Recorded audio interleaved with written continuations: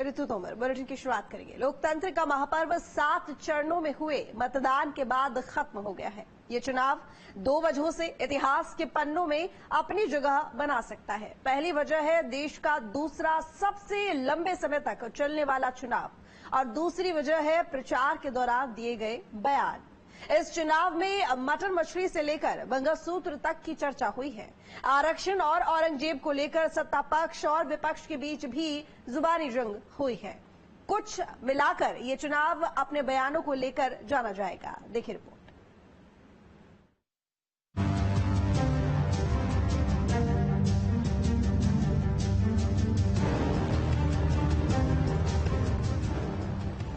आजादी के बाद दूसरा सबसे लंबा लोकसभा चुनाव 7वें चरण के मतदान होने के साथ ही खत्म हो गया है।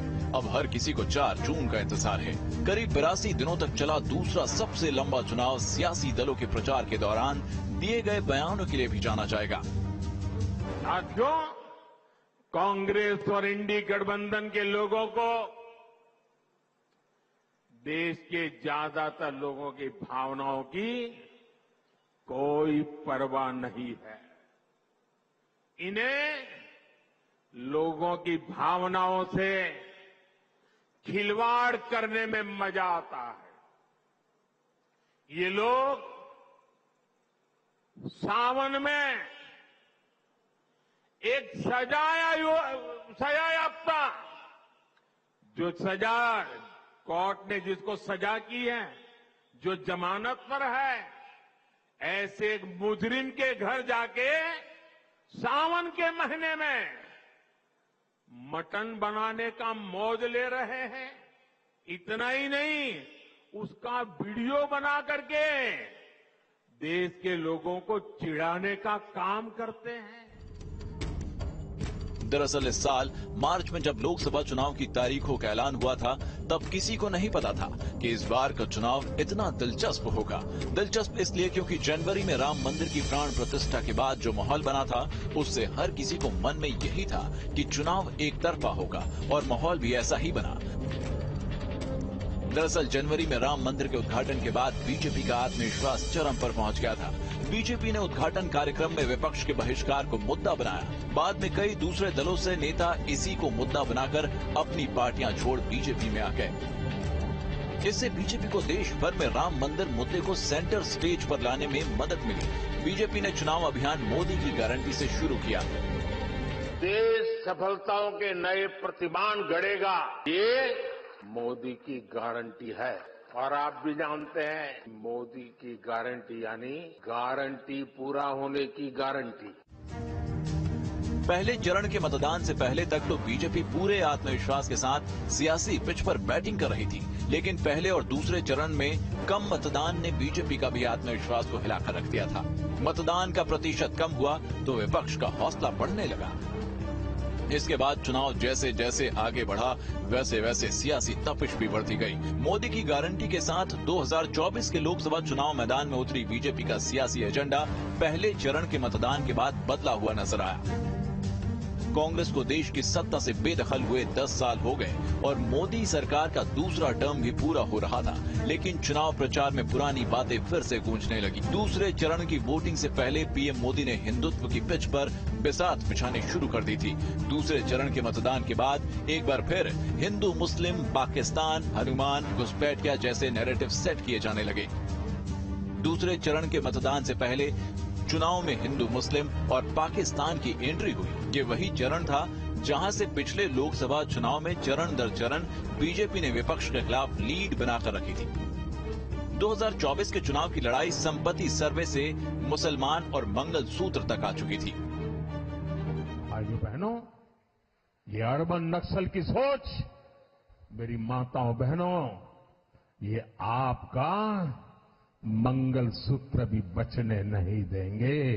यहां तक जाएंगे, मैं कहने आया हूं। दरअसल पहले चरण में कम मतदान के बाद विपक्ष ने यह कहना शुरू कर दिया था कि इसमें इंडी गठबंधन को बढ़त मिल रही है, जिसके बाद दूसरे चरण के लिए बीजेपी नेताओं ने अपने भाषणों में कांग्रेस को ही घेरा।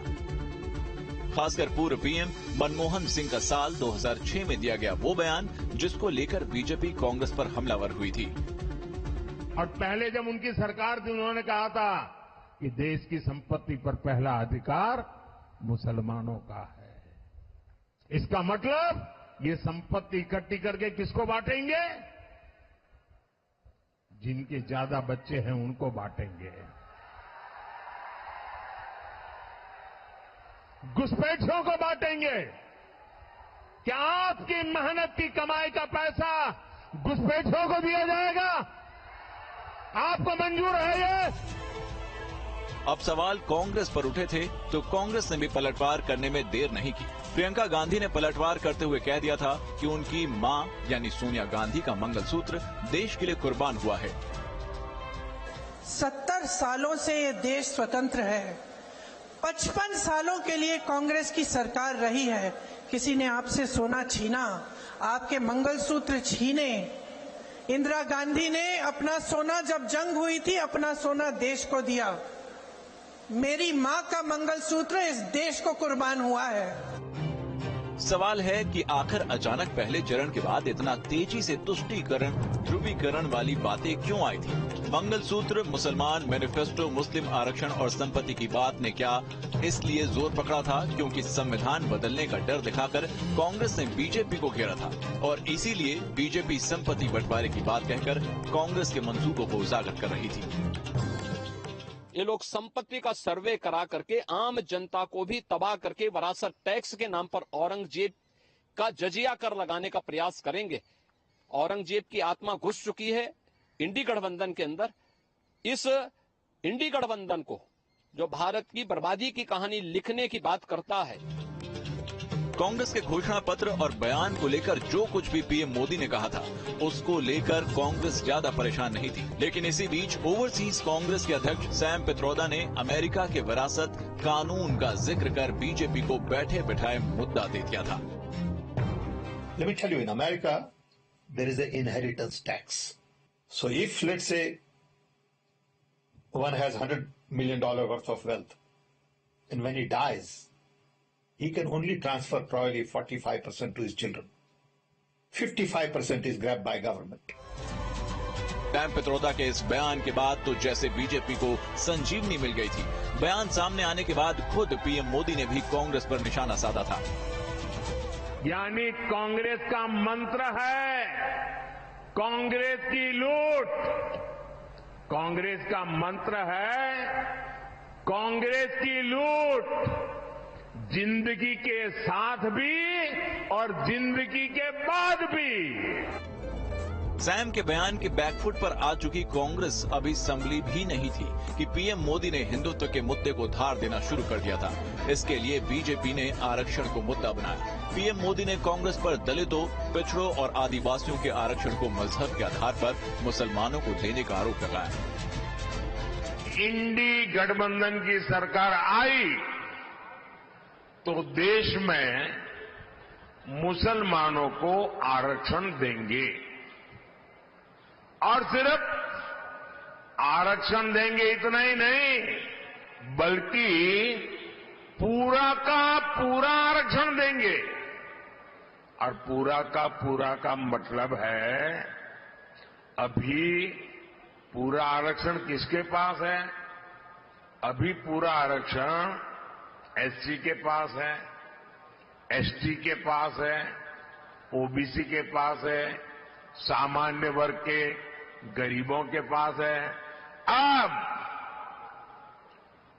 ये इंडी अलायंस का कहना है कि ये पूरे का पूरा आरक्षण छीनकर मुसलमानों को दे देंगे। मोदी सरकार के पास देश के वोटर को बताने के लिए तमाम उपलब्धियां थी, लेकिन बीजेपी मोदी की गारंटी पर चुनावी एजेंडा सेट कर रही थी। लेकिन पहले फेज के बाद उसको पुराने मुद्दों पर ही लौटना पड़ा। तो वहीं कम वोटिंग होने से इंडी गठबंधन गदगद था। राहुल गांधी लगातार अपने घोषणा पत्र के वादों को पूरा करने की खटाखट गारंटी दे रहे थे। मोदी मैं चाहता हूं, मैं प्रधानमंत्री के मुंह से बुलवा सकता हूं। मैंने कहा, नरेंद्र मोदी जी, आप अदानी अंबानी का नाम कभी नहीं लेते हो। 2 दिन बाद मैं